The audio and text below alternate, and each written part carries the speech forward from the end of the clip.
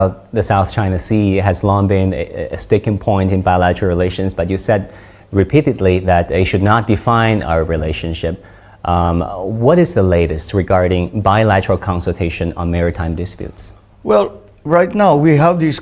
We constantly have communication, but it is not so formalized.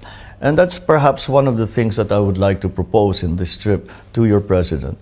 I intend to propose to bring it to a higher level so both sides have a direct conversation and a direct link to their presidents, my officials to me, and Chinese officials to the president, President Xi.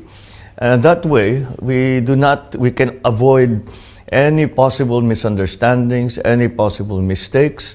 It is to make sure that not to aggravate the situation, but to calm things down.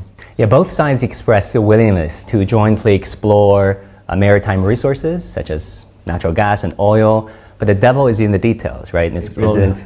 It's all in the details, and there were sticking points too. Any progress regarding maritime joint exploration on natural gas and oil, perhaps? We are moving forward. We continue to explore what other arrangements can be made. The sticking point came simply because of the application of law, which law, Philippine law or Chinese law, will apply in the area where we are doing the exploring. I hope that can be overcome, and we can find another way so we can continue to explore the natural resources in the South China Sea together or singly or in whatever other arrangement. But it's very important, especially for the Philippines, because we are now trying to move our energy mix from traditional sources to renewables, and the interim to that is probably going to be natural gas. Talking about geopolitics, Mr. President, there have been a number of Washington-led initiatives which Beijing considers thinly veiled China containment institutions, such as IPAF on the economic side and AUKUS and Quad on the security side. How necessary do you consider these institutions in this day and age? Well, it's I guess a response from the Americans for what they see.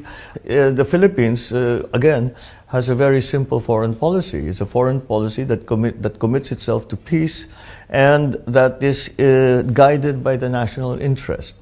And that national interest dictates that we will not allow ourselves to be drawn back into the old Cold War formula, where one has to take sides.